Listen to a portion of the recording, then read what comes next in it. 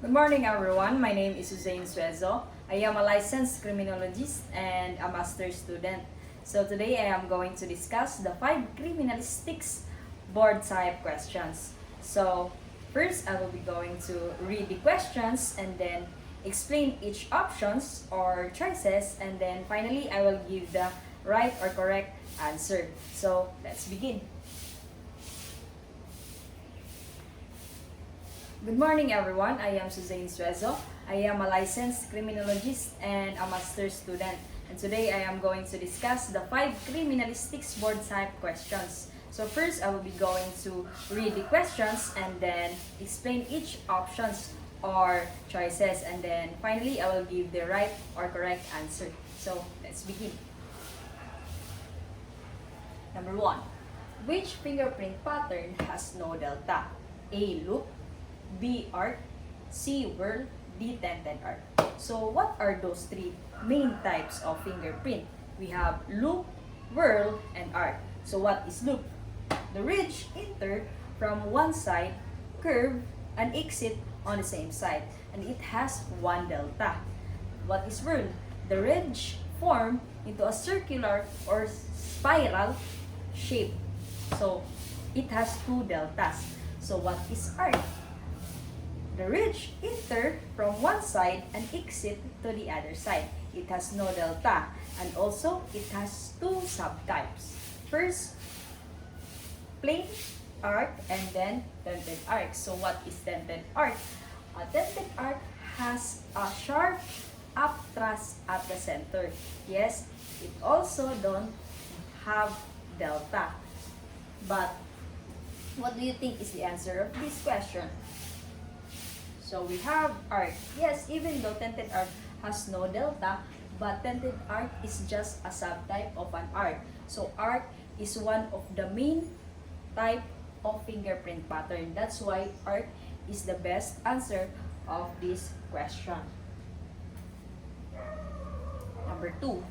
Which fingerprint characteristics makes fingerprint unique? So A. Ridge flow, B. Minutiae, C. Ridge count, D. Pattern type. So what is ridge flow? So from the word flow, it is a general direction of ridges. So it can be used in classification but not in identification. That's why it cannot make fingerprint unique. So what is ridge count? So from the word count, it is a number of ridges between core and delta. And also it can be used in comparison, but it can be the same as others. So it cannot make the fingerprint unique. So what is pattern type? As I mentioned earlier, the pattern type are, we have loop, whirl, and arc. So many people share the same pattern type. So it cannot mix fingerprint also unique. So minutiae, what is minutiae? A minutiae, it is a small ridge characteristics, example bifurcation, dot, ridge ending, and also island. So that is the example of ridge characteristics. So the details of it differ from person to person. So that's why it can make our fingerprint unique, because no 2 person have the same ridge characteristics. So we have an answer. It's minutiae. Number 3. So who is the father of criminal identification? A. Francis Galton, B. Alfonso Bertillon, C. Hans Gross, D. Calvin Goddard. So, who is Francis Galton? So, he developed the fingerprint classification system. So, he studied fingerprint pattern and ridge count. Yes, he belongs, or he's one of the criminal identification, but he is not the father of criminal identification. So, who is Hans Gross? Hans Gross is the father of criminal identification. He wrote about investigative techniques. So again, he is not the father of criminal identification, but he is the father of criminal investigation. So who is Calvin Goddard? So Calvin Goddard is the father of forensic ballistics. So he worked on firearm and bullet comparison. So again, he is not the father of criminal identification, but he is the father of forensic ballistics. So Alphonse Bertillon. So who is Alphonse Bertillon? So Alphonse Bertillon introduced the Bertillonage or anthropometric identification. So it is identifies individual through measuring the specific features of human body. So it is the first method that used in criminal investigation or criminal identification. So but nowadays we didn't follow or use this kind of method since we are now in high-tech generation. So we already have tools that can easy to collect and to test the physical or feature of human body. So but this scientific method is important since this is the first method in the criminal identification. So it is important, so our history for criminal identification. So number 4, which is the first principle of fingerprint identification? A. Universality, B. Individuality, C. Permanence, D. Immutability. So what is universality? So all humans have fingerprint.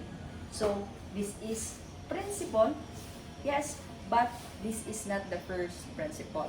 So what is permanence? So permanence is fingerprint do not change from birth to death. Yes, it is also a principle, but again, this is not the first principle. So immutability.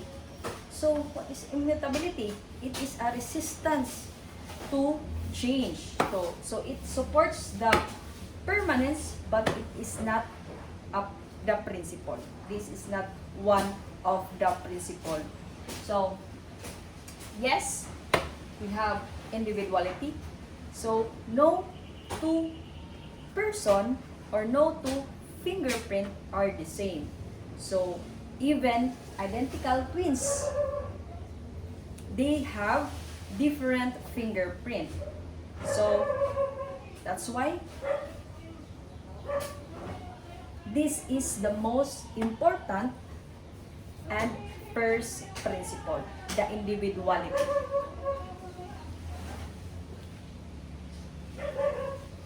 We have the answer, individuality. So which of the following is class evidence? So A. Fingerprint, B. DNA, C. Blood type, D. Ballistic stration.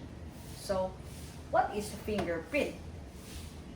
Fingerprint can identify specific person. So it considered individual evidence. So what is DNA? So DNA can identify a person with very high accuracy. So again, it is also an individual evidence. So what is ballistic stration? So ballistic stration can match a bullet to a specific firearm. So again, this is also an individual evidence. So what is a blood type? A blood type, it is only places people into groups. So example, this group is type A, this group is type B, so this group is type AB, so this group is type O. So it cannot identify the one person or specific person. That's why this is a class evidence. It cannot identify because this is just it can be used as to group people that we have the same type, blood type, but it cannot identify the specific or one person.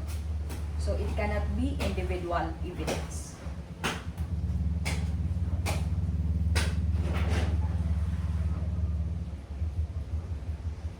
Okay. So I am done. Thank you so much for listening. Have a good day and God bless.